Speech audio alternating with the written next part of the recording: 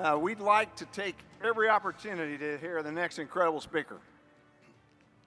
Thank you again for this afternoon. I don't sense that the energy is waning in any way, and we're going to close up with a couple of great opportunities. And oh, by the way, there is, however you would describe it, especially for this crowd, there might be a cold drink, also known as the pool party, after the next two speakers. So again, thank you for being here. Well, as we introduce our next speaker, responsive joint all-domain command and control has the potential, and I know we all share this understanding, to give our airmen and the joint force the needed decision dominance to simultaneously outmaneuver and outgun our enemies with overwhelming lethality across the battle space of today and tomorrow. This afternoon, we are fortunate to have an outstanding leader in combat air forces and proven employment expert to discuss how the Air Force will provide the joint all-domain command and control capabilities our warfighters must have to fight and to win. So please help me in join me in welcoming General Mobile Holmes. Thanks, Orville.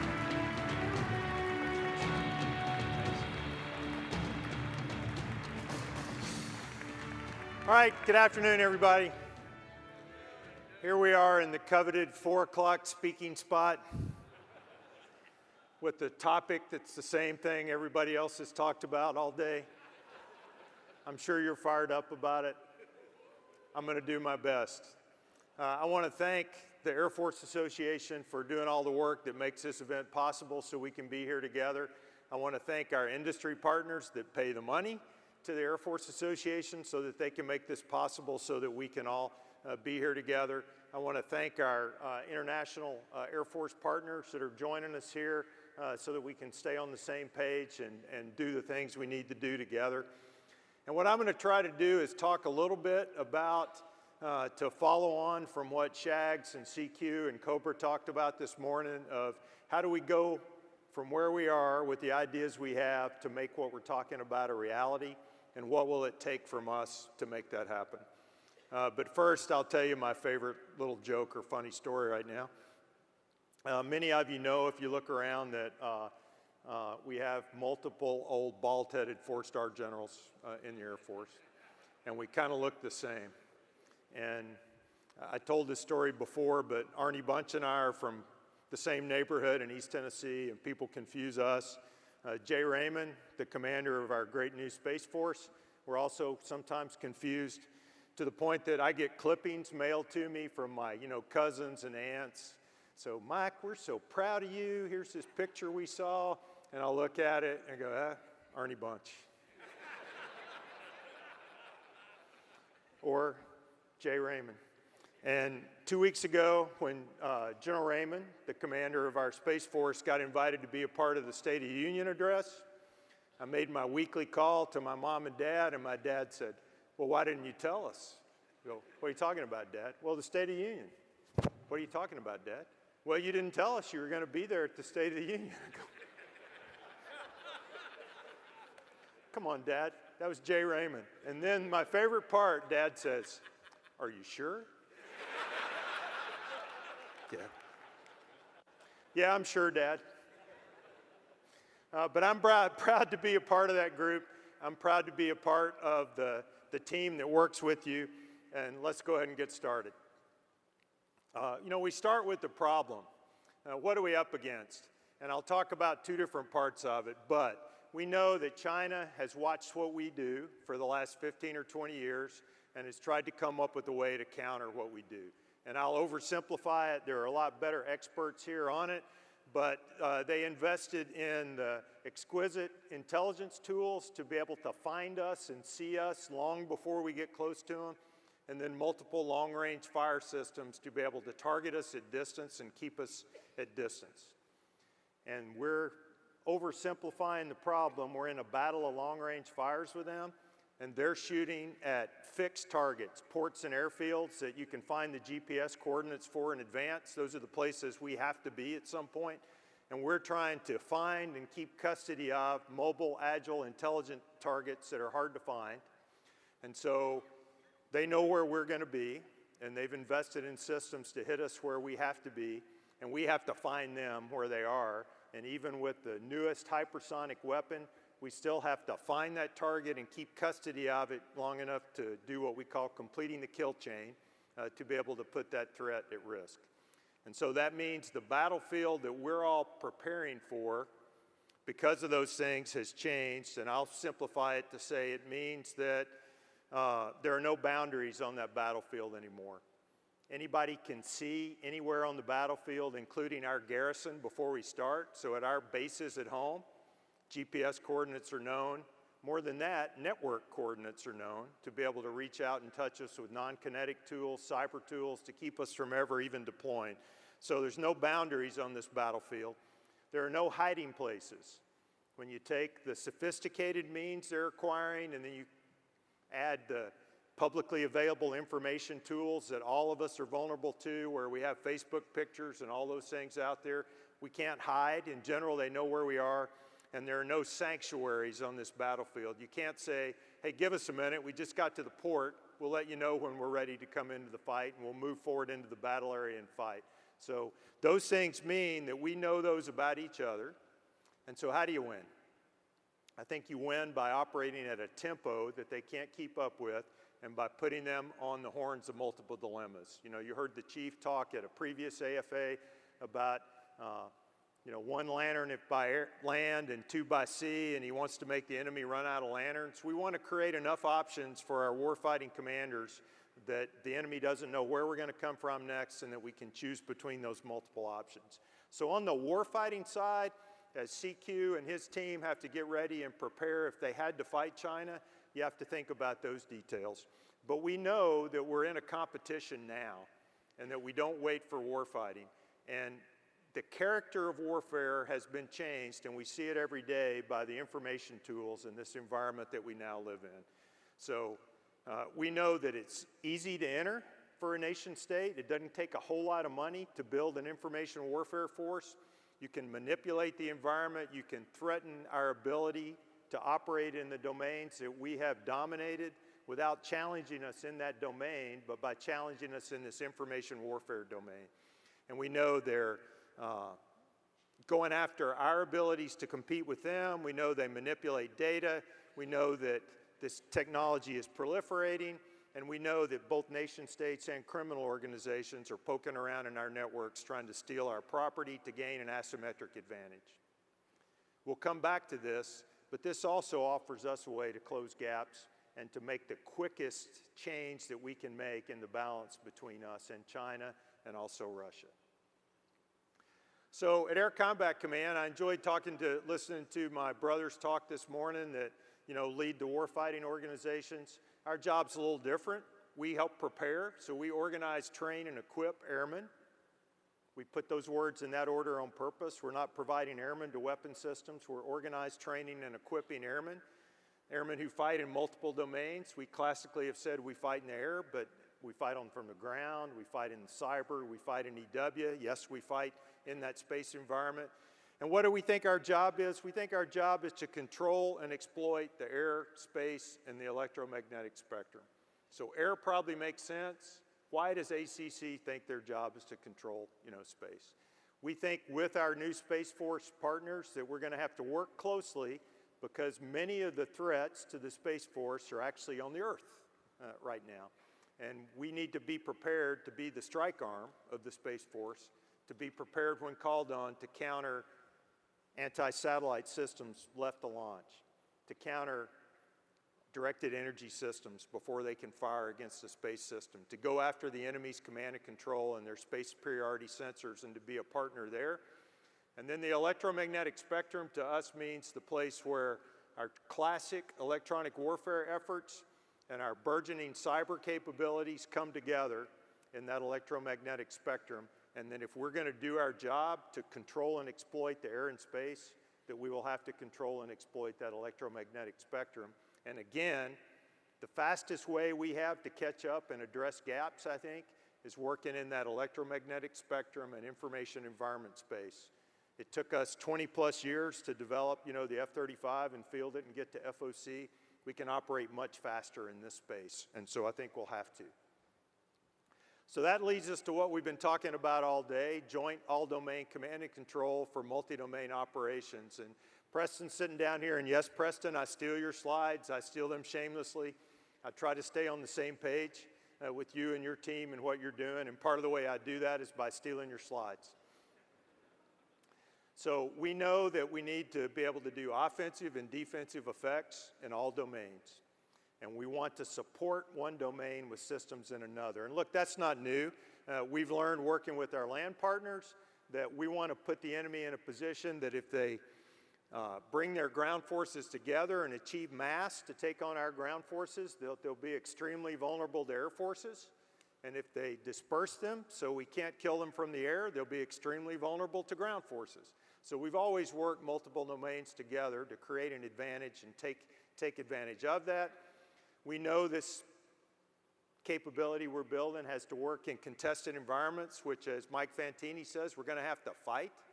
We're going to have to fight to control the air and space, and we're going to have to fight to protect our command and control systems and defeat the enemy's command and control systems. Seamless, dynamic, and continuous, in spite of breaks in continuity, operate at a high tempo that the enemy can't match. That's our problem. That's how we want to solve it. That sounds pretty hard. It sounds like it might take a while. And I think if we were going after it in the way we always have in our traditional acquisition method, it would be quite a challenge. But what else has changed in the world? The Air Force I joined, we talked about the military-industrial complex. You know, we had a giant military-industrial component that people were afraid would take over the country. In the world we live in now, Apple, Google, Amazon have enough cash reserves that if they wanted to, they could buy the entire defense industry. And I think they don't because they're not sure they can make 15% return to their investors on the defense industry. But they could, and that means the money, the research money, the internal R&D money is being spent there. It's being spent in that commercial world and not in ours. And to win, we're going to have to take advantage of that. So how do they do it? Again, I'm stealing Preston's slide. But, you know, they have demonstrated a way to do similar things. I know when I fly back to Norfolk, if I get there at midnight, I don't have to have a car there waiting for me. I know that 5 minutes after I open up Uber, there'll be somebody waiting for me. We talk about pairing every sensor to every shooter through every command and control platform. They pair every rider with every ride provider through every command and control platform and update it continuously. There's technology available to do this. If you look at Waze, Waze now has cooperative people. So every driver is a sensor in Waze. And so they're telling you where the wrecks are, where the potholes are, where the car's pulled over.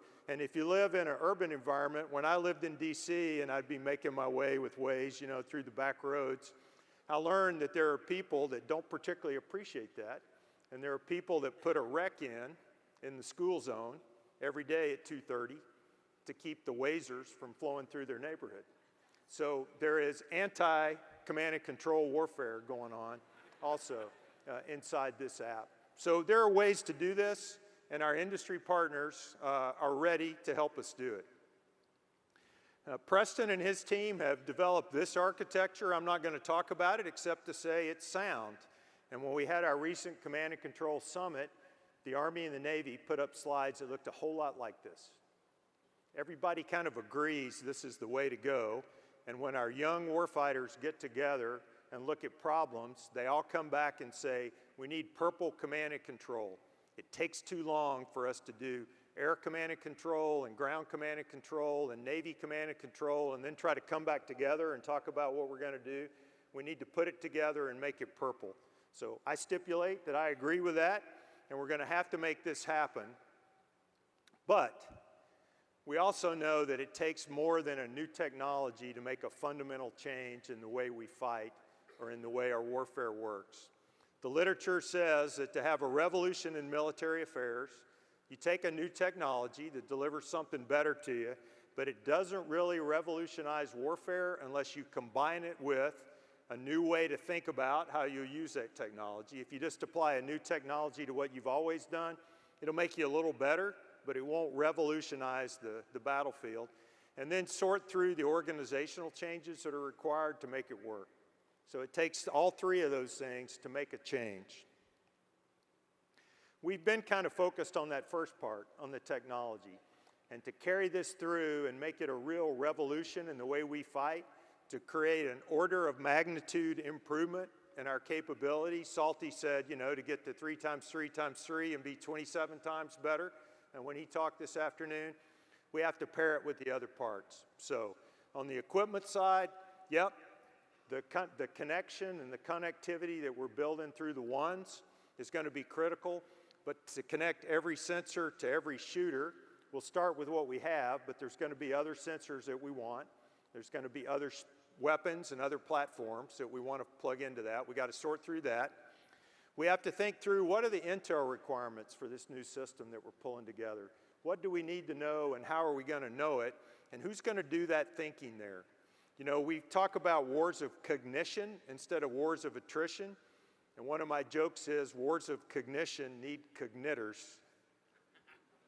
if you're going to win, right? If it's a battle of thinking, then we got to have thinkers. And a lot of those people are in our intel enterprise. It's one thing to count systems and know where they are. It's another thing to think about how we're going to defeat those systems. And the example I'd give is when we were squared off against the Warsaw Pact in the Fulda Gap, we put analysts together and they said, yeah, we can try to kill every tank, but wouldn't it be better to kill the fuel system that all those tanks require to move around and do it that way? And then we can come back and kill them all when they run out of gas at our leisure. So we need people to think through that. What are the requirements? And then we need to think about what our cyber capabilities will be required. What will be required to help us jump into this fight to protect the system that we're building, which has many attack surfaces to cyber threats because of all the communications we're doing, and what will we need to operate against the enemy? That's the hardware side and software side. And then the ConOps. The Joint Staff is working on a joint concept for joint all-domain command and control. You need a place to put humans together to go figure that out. We've nominated our Shadow Operations Center at Nellis as a place to do that, and so we'll need to equip it with people and with an iteration of the ones to be able to run the apps that we'll run to do command and control and start figuring out how real people will command and control forces using these capabilities that we're building. And we're working toward doing that. And then we've got to train people to be able to operate in multi-domain environments. Salty talked about our 13 Oscars. That's a step along the way. But we'll need a place to train, and we'll need time and opportunity to train.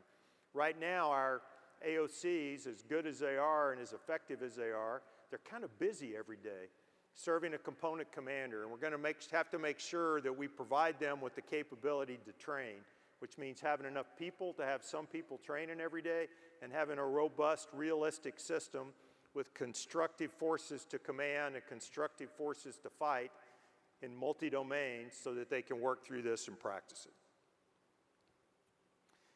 Air Combat Command, we've taken the first steps toward this organizational part. So talked about the change in warfare, talked about ConOps and how we're going to get to that. How will we figure out the organizational part?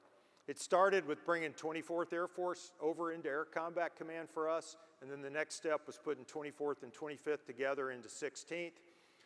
We plan on organizing into 2 main elements there, conventional forces and information warfare forces.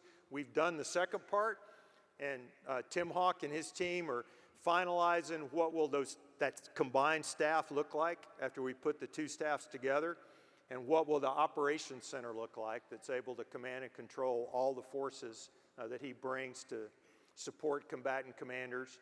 And then they'll work on their wing structure eventually. If we were building these wings from scratch, how would we put the forces together to focus on problems and more and less on geography? Because we know you don't fight Russia just in EUCOM, you don't fight China just in Indo-PACOM. They're a worldwide threat, and we're going to have to focus on those problems. We plan to move our conventional fighter, rescue, and command and control forces together under the numbered Air Force currently known as 9th Air Force. We'll see whether it needs a new name when we do that or not, but we want to bring them together so we can get the same synergy out of them. So that was our first step. And then the chief has asked us to look at how we present forces into the joint world. And over the last 15 years, we have sent you as airmen, not as a squadron most of the time.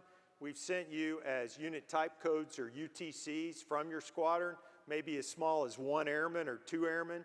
And then we've put you together downrange into teams that are kind of ad hoc teams. Not teams that train together, prepared together, and were ready for combat together, but teams we put together once you arrive. The Chief has asked us to look at how we present those forces and to find a way to be able to present forces in larger elements again. Instead of small pieces that go to a base with the wing commander already there, what if you have to open up a base and you're going to bring a whole wing in? So we're thinking through those parts of what he asked us to do, and that means we have to have a wing that can go forward and establish a base, defend that base, sustain the forces there, receive follow-on forces, command and control those forces, and then generate and project combat power even under attack from the enemy. Our wing commanders are working to do that, but let's face it, we took resources away from our wings and we streamlined them and we tried to make them as efficient as possible to support peacetime garrison operations because we were under budget pressure, and that's what you do when you're under budget pressure. You peel away everything that's not necessary for day-to-day ops. So it's going to take a few more people.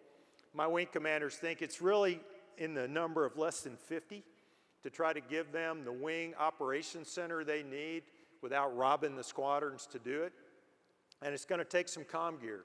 It's going to take equipping them to be able to link into theater command and control and to be able to do the missions we're asking them to do. To present those forces forward then to the joint force through our service component commanders. And then below that, we want to optimize the squadrons in that wing. And you know we've done some experiments at Mountain Home. The goal of that experiment, we had 3. The goals were to empower squadron commanders and revitalize squadrons, and we went after it in that experiment by removing a layer of leadership with the fairly simple idea that squadron commanders would have to do more and have to take more responsibility. Our second goal was to look at if we could draw a line between line work that squadrons are responsible for and staff work that serves the whole wing so that squadron commanders could focus on their line work. And so we pulled up an A staff to support the wing commander and to do wing functions. And then the third part was to try to right-size squadrons so that a commander and a superintendent could know the people in their squadron and be immersed in their daily mission. So we had squadrons with 800 people in them, and we had squadrons with 70 people in them, and we wanted to right-size that mix. That's been successful. We've achieved those goals. It's not the only way to do it, but it worked there. We'll continue to experiment and fine-tune that. We'll move that experiment and expand it to Seymour Johnson this summer as the Deputy Commander for Ops at Mountain Home becomes the Wing Commander of the 4th Fighter Wing at Seymour Johnson. And we'll keep looking for ways to address those 3 goals. Meanwhile, after I'm about a month short of 3 years in the job, it takes a while to convince people that you want to know their ideas and you want them to try new things and experiment. It's one thing to say, go do it. When I was starting to try to do this in A58, we put all the tools out there for innovation. I borrowed them from SOCOM. They had some really good ones that were well used. And 6 months later, I was waiting for the first person to use them because they did not believe I really meant it. And so we went to what we call the Freestyle Friday. We said, hey, on Friday, once a month, you can work on whatever you want. As long as it's related to an Air Force mission, anything you're interested in, work on it. And my guys would go, that's good, but what do you want me to work on? I go, well, anything you want. They go, yeah, but what do you want me to want to work on? You know, is this a test? No, it's not a test. But ACC's wing commanders have bought into this idea, and so we've achieved what I would call catastrophic success in innovation attempts, all designed to meet those same goals that I talked about, but different, some different ideas at every wing. 1st Fighter Wing is putting ops and maintenance together, but keeping their groups. 4th Fighter Wing made some changes to think about a wing operations center and executed Rapid Forge, and they're looking at changing the way we train pilots in initial training in our FTUs, which could spread from there. The 20th Fighter Wing focused on pushing authority and responsibility back down in their maintenance squadrons. And last week, they separated their giant AMXS into 3 squadrons, 3 maintenance squadrons, one aligned to each fighter squadron as part of this experiment on pushing things down. 23rd Wing is doing their own take on some of those things. Working through the packages here. The wing at Davis-Monthan has looked at what they call the dynamic wing and how will they think about deploying as a wing. General Brown talked about, hey, we need a little more camping and a little less glamping. Johnny Bravo and his team have taken that to heart. You know, when they deploy with their own sleeping bag, their own shelter half, and a stove, and they're not waiting for anybody to build a tent city for them. They're coming ready to fight. And then at Mountain Home, they're FOC, but they're fine-tuning. The 388th Wing at Hill is looking at their own take on how to push authority and responsibility down to maintenance. The 9th Reconnaissance Wing is looking at their own idea, and our 480th Intelligence, Surveillance, and Reconnaissance Wing has completely revolutionized the way we do intel support for service components by focusing on problems and not on platforms. So a lot of new ideas out here, and I think it's great. And I trust these wing commanders. I'm going to let them try what they think will work, and they are smart, and so are their teams. And if it doesn't work, they'll say, that didn't work. We're going to try something else, but that's how we're going to work through it. We're conducting a series of experiments to guide them through it. We did Rapid Forge last year where we deployed ACC units over to USAFE Africa and worked within their command and control system to do dynamic force employment in an agile combat employment method. We hope to do another big Rapid Forge West this year. Right now, there's a little risk of that because of the continued deployments to CENTCOM, and then another one in 2021. The idea is that we'll support those wing commanders' organizational experiments with these exercises so that they can fine-tune what we've asked them to do in a realistic environment. And then in about 2022, the next COMAC will pull the wing commanders together and say, okay, what have we learned? And now let's go back and kind of re-standardize where we are. I don't think there'll be one answer for every wing in Air Combat Command, but we'll group wings that do similar things together and do some re-standardization. And then ultimately, to secure this revolution, it'll take other changes. We'll have to go look at Air Force policy on how we manage talent, on how we develop people, how we spread out the tasks. We'll have to go look at how we certify and inspect our capabilities and make sure we're ready in this new environment. There'll be some new kit required, primarily comm gear. We're going to look at organization.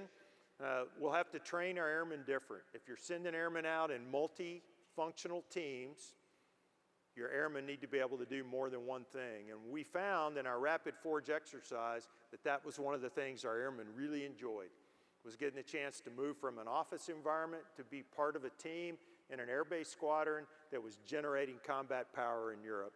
And then there'll be some equipment as well.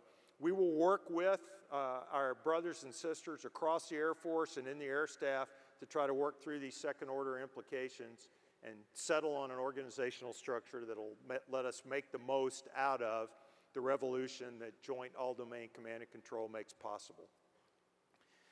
Mike Fantini, again, talked this afternoon and told you that our air and space control is not a birthright and we have to fight for it.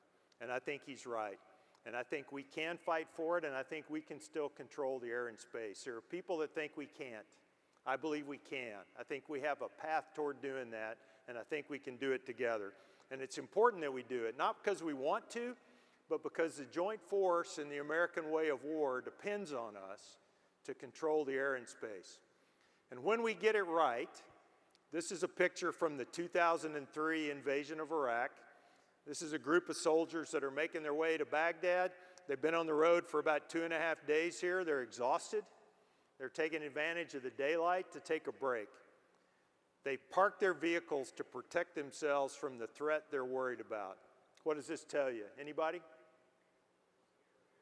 They're worried about a ground threat, right? They're worried about small arms threat. They're worried about mortars from people on the ground. So they put their vehicles in a circle for some protection.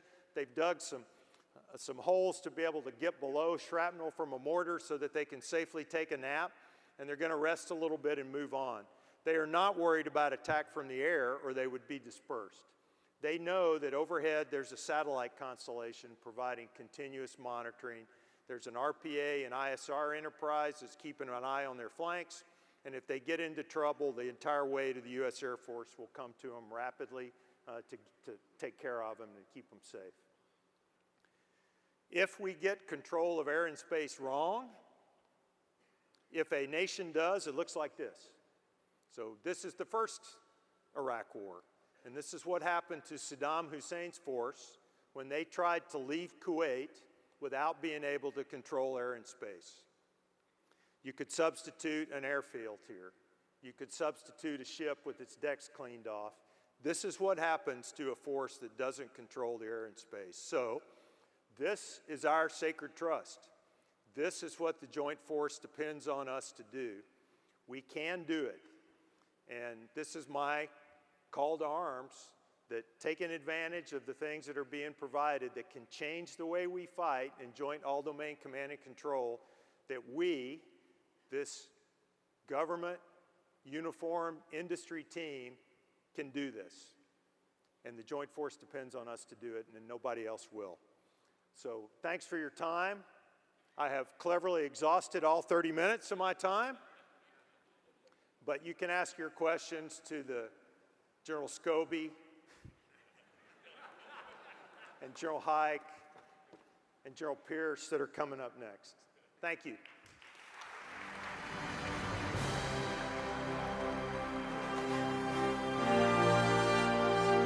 Oh yeah, we cannot thank General Holmes enough. 3 years at Air Combat Command, incredible innovation, leadership, and your forces, our combat air forces deployed around the world. We'll talk about that in the next session. Sir, just humble. Thanks for your leadership. Thank you.